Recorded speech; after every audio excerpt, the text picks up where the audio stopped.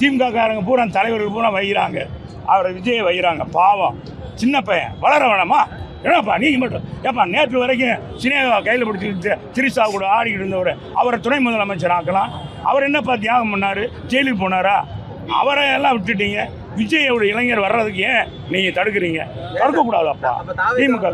அண்ணாமலை பற்றிலாம் தலை இப்போ ஆட்டினா என்ன சொல்லுவோம்? என்னப்பா சொல்லுவோம்? என்னங்கப்பா சொல்லுவோம்? ஆட்டா என்னப்பா ஆட்டுக்குட்டி மாதிரி தலையாட்டுறீங்க அப்படின்னு நான் சொல்லுவேன். இதில் வேற ஒன்றும் இல்லை. அவரை பற்றி அவர் தான் எங்களை பற்றி பேசுறது. அவர் இப்போ இதுக்காக அவங்க சொன்னாங்க. ஐயா அது எல்லாருமே சொல்கிறாங்கல்ல, நாங்கள் மட்டும் இல்லை. எனக்கு நீங்கள் அதை பற்றியெல்லாம் இல்லை. இங்கே வந்து எப்பா போருக்கு போயிட்டு இருக்கும்போது நீங்கள் எதை போயோ பேசுறீங்க, எலி பிடிக்கிற வேலையை பார்க்குறேன். அதெல்லாம் கட்டுப்பாடு விதிச்சவங்க ஏர் ஷோக்கு இல்லை, பொதுவாக அதுக்கு தான் சொல்கிறேன். இந்த ஏர் ஷோவை வந்து முறையாக நடத்தியிருந்தா இந்த விபத்து தவிர்க்கப்பட்டிருக்கும். ஒரு நிமிஷம் சொல்லிக்கிறேன். விபத்து தவிர்க்கப்பட்டிருக்கும். இந்த விபத்து முழுக்க தடுக்கப்பட்டிருக்கும். குறிப்பிட்ட அந்த மெரினா பீச்சில் எவ்வளோ பேர் அது தாங்கும், எவ்வளோ பேருக்கு குடிநீர் இருக்குது, எவ்வளோ பேர் ஆம்புலன்ஸ் வண்டி போகிறதுக்கான வழி ஏற்பட்டிருக்கணும்.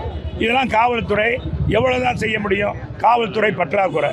இதனால தான் இந்த நேற்றைய தினம் முந்தா நாள் நடந்த இந்த இழப்புக்கு காரணம்.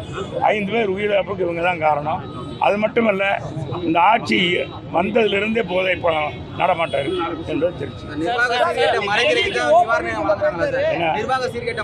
நிர்வாக சீர்கேட்டை மறைக்க இந்த அரசுடைய முழுக்க தோல்வி. இந்த அரசனுடைய நிர்வாகம் தோல்வி அடைந்திருக்கு. இதுக்கு 5 லட்ச ரூபா கொடுத்தா 10 லட்ச ரூபா கொடுத்தா உயிரை திரும்ப பெற முடியுமா? அந்த மாதிரி விட முடியுமா? எனவே விலை மதிப்பற்றது உயிர். எனவே இதற்கு முழு பொறுப்பேற்று இந்த அரசாங்கம் உண்மையிலே நல்ல அரசாங்கம் இருந்தால் ரிசைன் பண்ணிக்கணும். நேற்றைய தான் முந்தா நாள் இறந்துருக்காங்க. நேற்றைய தான் அவங்க அப்பாவுக்கு 46 கோடி பாருங்கள், 46 கோடியில் பூங்கா திறந்து வேடிக்கை பார்க்குறார். உலகத்தரம் வாய்ந்த பூங்கா சென்னையில். இது யாருக்கு இங்கே தேவை? எங்கே அங்கே குடிக்கிறதுக்கு கஞ்சி இல்லை, வைக்கலை. விலைவாசியெல்லாம் விண்ணம் முட்டிக்கிற அளவுக்கு இருக்குது. எல்லா வரியும் போட்டுட்டீங்க, வரி விதிக்கிறீங்க. 6% ஆண்டுக்கு ஆண்டு 6% வீட்டு வரி உயர்வு இனிமேல் இருக்கும், சொத்து வரி உயர்வு இருக்கும் அப்படின்னு சொன்னாங்க. எப்படி மின்கட்டணத்துக்கு ஆண்டுக்கு ஆண்டு 6% உயர்வு இருக்கோ அது மாதிரி இதையும் கொண்டு வந்துட்டாங்க. ஆக இந்த அரசு வந்ததிலிருந்து விலைவாசி ஏற்றம், வரி குதிரைக்கு இருக்கிற வரியை காட்டலாம், இவங்க போடுற வரி அதிகம். எல்லாரும் மக்களால் மறக்கப்பட்டது. நீங்க எதுக்கு நீங்க அடுத்த சரி சொல்லுங்க. வேற இல்லாம இருக்காங்கன்னு ஆளுநர் சொல்லியிருக்காரு. உண்மையிலே ஆளுநர் வந்து உண்மையை தான் சொல்றாரு. மக்கள் நிம்மதியே இல்லை. எல்லாரும் அன்றாட இன்னைக்கு பெண் பிள்ளைகளை பள்ளிக்கூடத்துக்கு அனுப்புறதுக்கே கஷ்டப்படுறாங்க. மாதம் முழுமையாக வருமா? பையங்களை அனுப்புறது கூட கஷ்டப்படுறாங்க.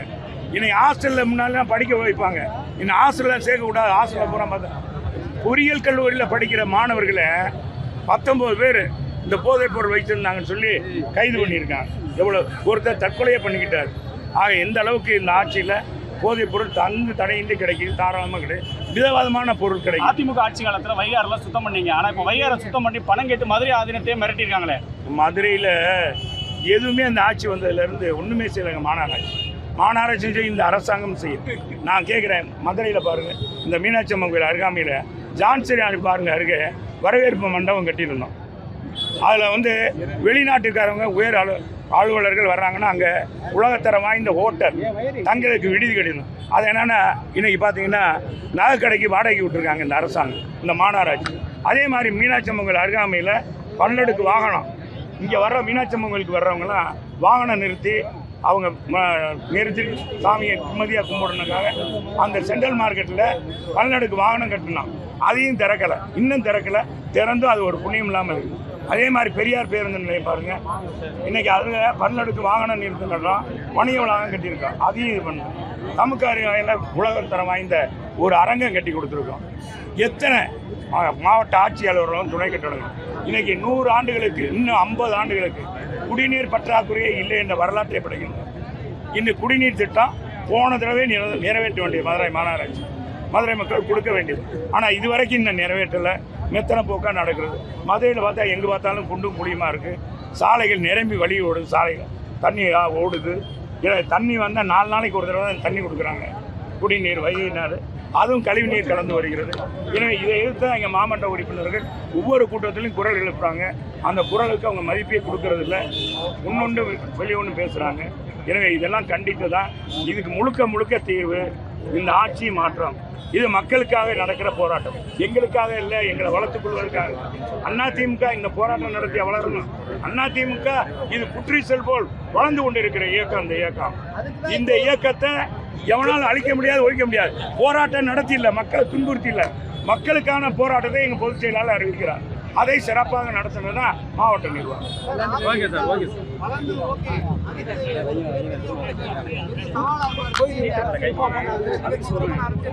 அதான் தம்பி, இப்பதான் மாநாடே நடத்த போறோம். நீங்க வேறப்பா, அதிமுக வேற. இது நான் ஒன்று, நீங்கள்லாம் சின்ன பிள்ளைய, நீங்கள்லாம் தலைவர் கட்சி விட்டு நீங்க பிறந்திருக்க மாட்டீங்க.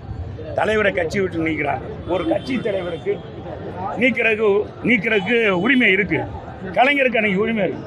ஆனால் தமிழ்நாட்டு மக்கள் என்ன நினைச்சாங்க, நீக்கினா அவர் நீக்கினதை தெரிஞ்சுட்டு தமிழ்நாட்டில் ஒரு வண்டி போகல தம்பி, ஒரு வண்டி போகல, ட்ரெயின் போகல. இருங்க சொல்கிறேன், அதைத்தான் சொல்கிறேன், அது சொல்கிறேன், எழுச்சியை சொல்கிறேன் வெற்றி, நீ கேட்டுட்டு அப்புறம் அது என்ன சொன்னான். அதே மாதிரி தலைவர் பாண்டியன் எக்ஸ்பிரஸில் வரப்பிட்டு காலையில் 7 மணிக்கு வர வேண்டிய வண்டி மாலையில் 7 மணிக்கு வந்துச்சு. ஒரு எழுச்சி, எங்கே போனாலும் மக்களுக்கு எழுச்சி, தன்னெழுச்சி. அது மாதிரி எழுச்சி தம்பிக்கு இருக்கான்ற எனக்கு தெரியாது. நான் வெற்றி நீ கேட்ட விஜய்க்கு சொல்கிறேன். விஜய் இளைஞர்களை வட்டத்தை கொண்டிருக்க, அவருடைய கொள்கைகள் எல்லாம் இனிமேல் மாநாட்டுக்கு பிறகு தான் அறிவிப்பாங்க, என்னென்ன கொள்கை என்னன்றது. ஏன் அதுக்கு பிறகு தான் அந்த கட்சியை மக்கள் ஏற்றுக்கொள்வது ஏற்றுக்கொள்ளாதுன்னு தெரியும். ஏன் அதுக்குள்ளே அதிமுக போட்டியா இதுன்றெல்லாம் கேட்கக்கூடாது. எங்களுக்கு என்ன, எங்களுக்கு பயமே இல்லையே. ஏங்க அதில் தம்பி வெற்றி கழகம் ஆரம்பிச்சிருக்காங்கன்னா முழுக்க முழுக்க திமுகவில் இருக்கிற ஒரு சில இருக்குது. அந்த இளைஞர்கள் பெருவாரி திமுக, அதான் இன்னைக்கு குத்துது குடையுதுன்னு திமுககாரங்க பூரா தலைவர்கள் பூரா வைகிறாங்க, அவரை விஜயை வைகிறாங்க. பாவம் சின்ன பையன், வளர வேணாமா? என்னப்பா நீங்கள் மட்டும் ஏப்பா, நேற்று வரைக்கும் சினேகா கையில் பிடிச்சிக்கிட்டு திரிசா கூட ஆடிக்கிட்டு இருந்தவர் அவரை துணை முதலமைச்சர் ஆக்கலாம். அவர் என்னப்பா தியாகம் பண்ணார், ஜெயிலுக்கு போனாரா? அவரை எல்லாம் விட்டுட்டீங்க. விஜயோட இளைஞர் வர்றதுக்கு ஏன் நீங்கள் தடுக்கிறீங்க? தடுக்கக்கூடாதப்பா.